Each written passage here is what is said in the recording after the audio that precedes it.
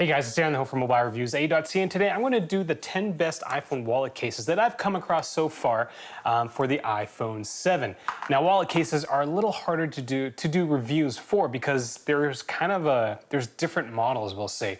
These ones, these kind of smaller ones, I call these on-the-go cases, whereas you've got these full wallet replacements like this Moshi Overture. So I'll point them out as we go through the list, and depending on what you're looking for, you might be looking for an on-the-go case, which is useful for going out on a night, or sometimes there's just regular flap cover cases like this one where you could just put in a bus pass, or like I said before, a full-on wallet replacement. So I'll point those out throughout these 10 cases, and I'll tell you which one I like the most. It's not necessarily number one.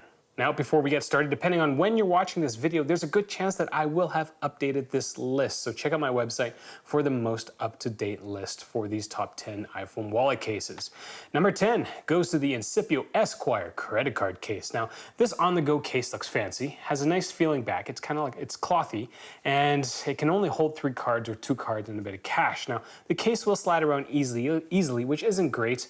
And Incipio, this is kind of unique to Incipio, is that they don't actually have the backs to the case. Instead, the cards actually rub up against the back of the iPhone, so they do include a back protector. So depending on how you feel about that, this might not be the case for you, and it's kind of why it's lower on the list.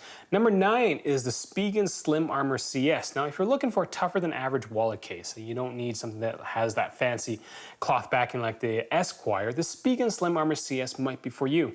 This case is a little different, as instead of a flap, you kind of have this cover that you slide down, and it's a neat idea. I do like it, but it's not as slick as it could be because the cover has a bit of give to it, so when you press down, you're kind of bending it.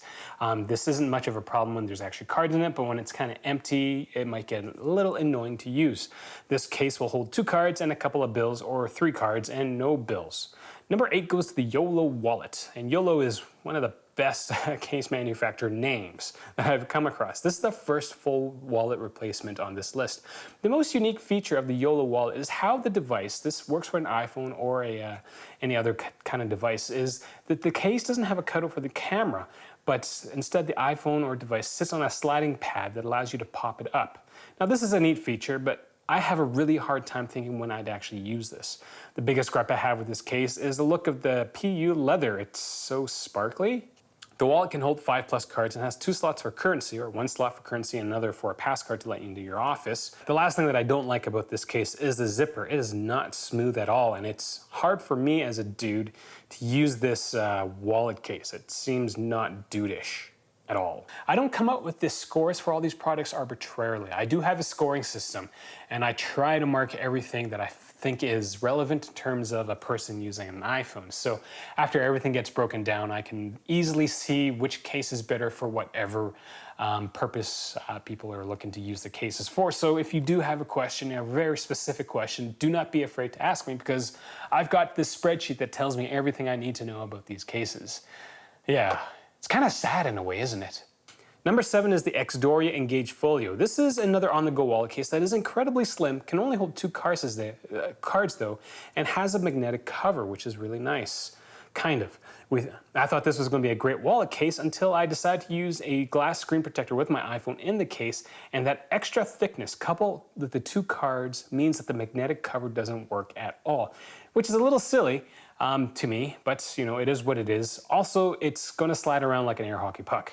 Now, if you're a person who doesn't like to have a screen protector, or you're a brave soul who never breaks their iPhones, then this might work for you. It's incredibly slim, it doesn't add much bulk to your iPhone, which is something I can't say for any other cases that I'm reviewing in this list.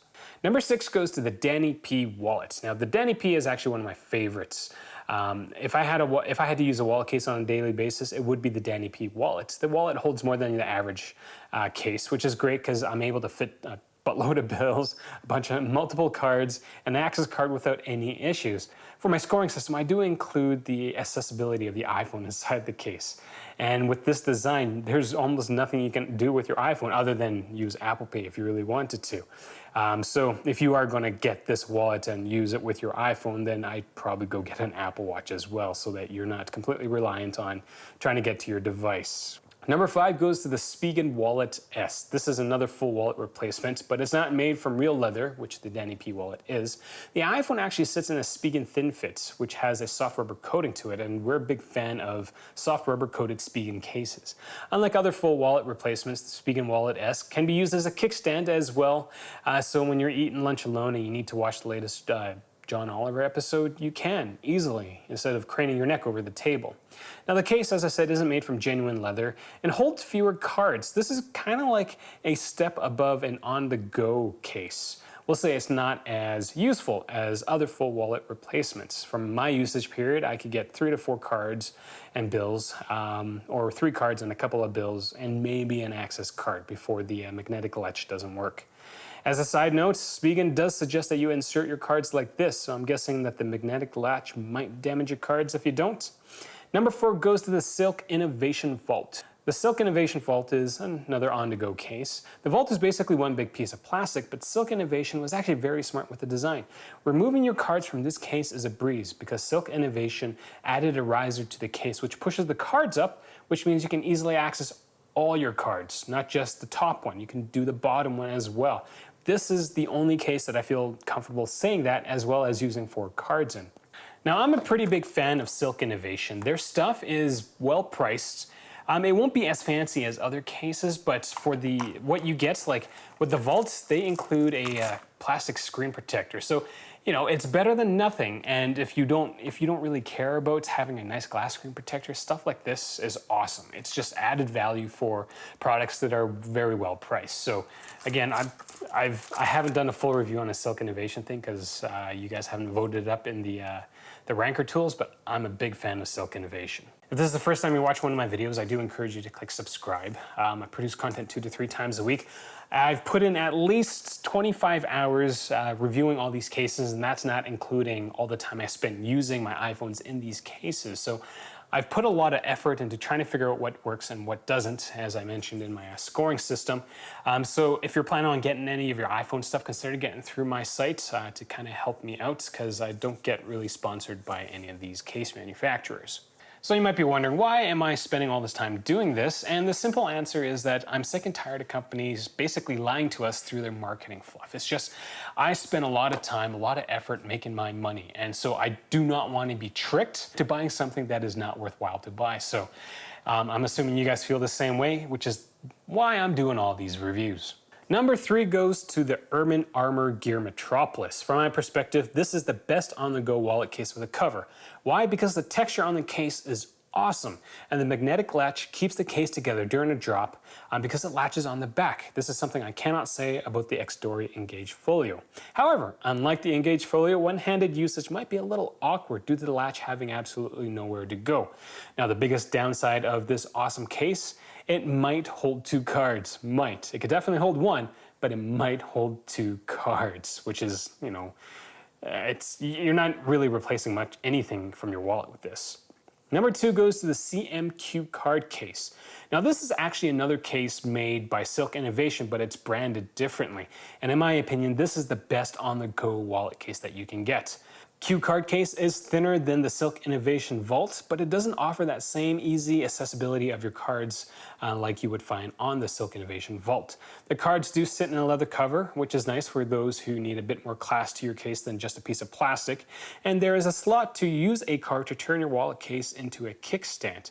Again, it's really the thinness and the kickstand and kind of the leather pieces that make this case stand above other on-the-go wallet cases.